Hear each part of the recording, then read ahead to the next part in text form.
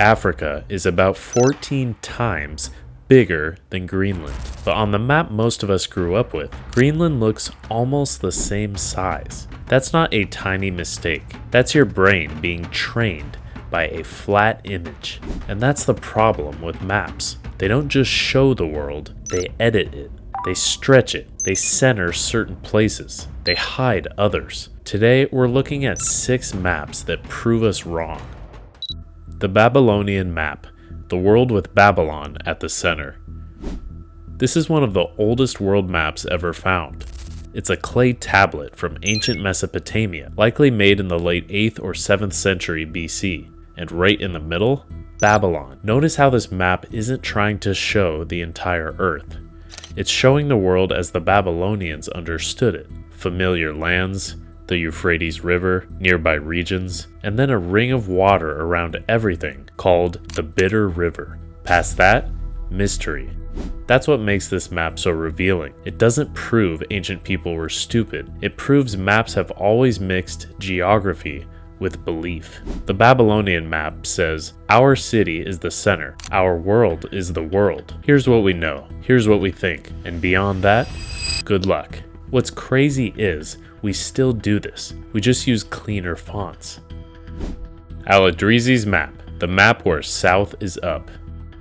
In 1154, the geographer Muhammad al-Idrisi completed one of the greatest map projects of the medieval age. He worked in Sicily for King Roger II, combining reports from travelers, merchants, scholars, and older geographic traditions. The result was the Tabula Rogeriana, and to modern eyes it looks wrong. South is at the top, north is at the bottom. To us, it feels upside down, but that's the trap. North up is not a law of nature, it's a habit we've gotten used to.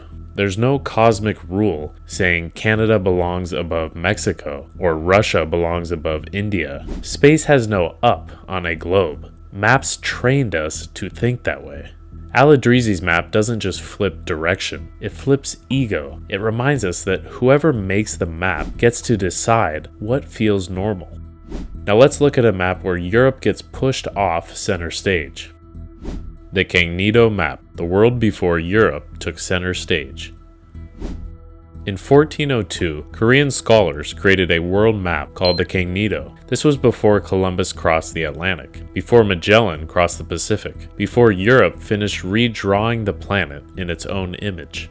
Yet this map shows a huge connected old world. East Asia, Central Asia, India, the Middle East, Africa, and Europe. But here's the sting. Europe is small, China is massive, Korea is detailed, Japan is rotated weirdly, Africa is recognizable but imperfect. That's not random, that's priority. Every map has a main character. On this one, Europe is not it. The pattern here is simple. Maps don't just tell you where things are. They tell you who mattered to the person holding the pen. And the next map didn't just show a continent, it named one. The Waldseemüller map, the map that named America. In 1507, Martin Waldseemüller printed a world map that changed history. This is the first known map to use the name America. One label, one continent, one massive branding decision that stuck for over 500 years. But wait, there's a stranger part. Waldseemüller showed the New World as separate from Asia, with ocean beyond it.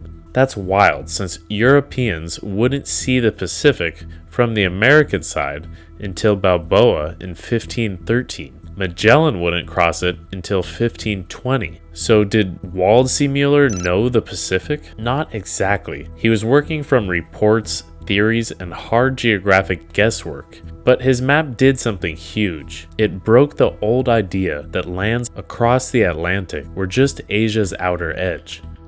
Once the map changed, the story changed. This next map is where things get messy. It sparked one of the internet's favorite geography conspiracies, and the real truth is even better than the myth. The Piri Reis map, the map people keep misreading.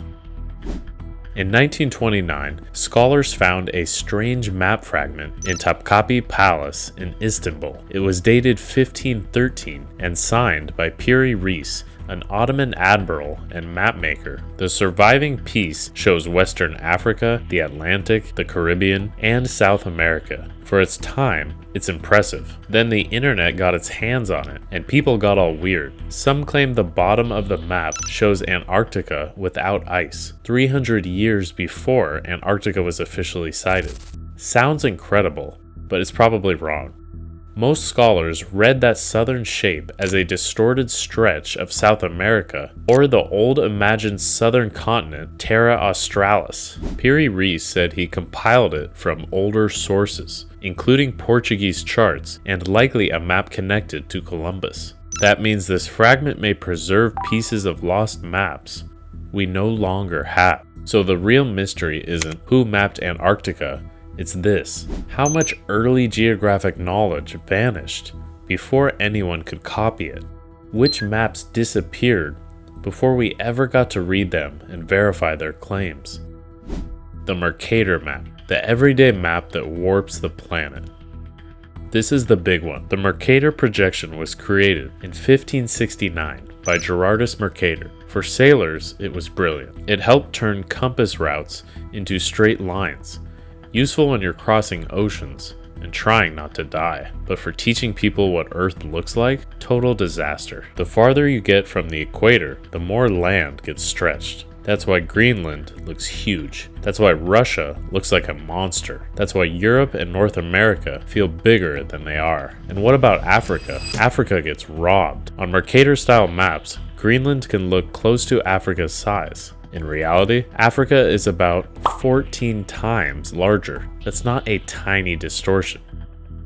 And here's the final twist. This isn't just an old classroom problem. A version of Mercator called Web Mercator became the standard for major online maps, the kind used by Google Maps, OpenStreetMap, Bing, and others. So the map you use for directions still bends your sense of Earth, and it gets worse. Web Mercator cuts off near 85 degrees north and south, so the map that makes you feel oriented literally chops off the top and bottom of the planet. So what's the answer to the question, which map is true? None of them. A globe gets closest for shape and size. Flat maps always trade one truth for another. Mercator keeps direction useful, but wrecks size. Equal area maps keep size fair, but bend shapes. South up maps break your assumptions.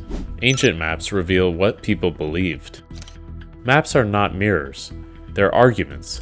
Some arguments are useful, some are wrong. Some are propaganda with coastlines. So the next time you open a map on your phone, remember this: you're not looking at Earth. You're looking at a version of Earth someone had to flatten, crop, rotate, stretch, simplify, and label. The real planet is far messier and far stranger. And that's why maps keep proving us wrong. So the real skill here is not finding the perfect map.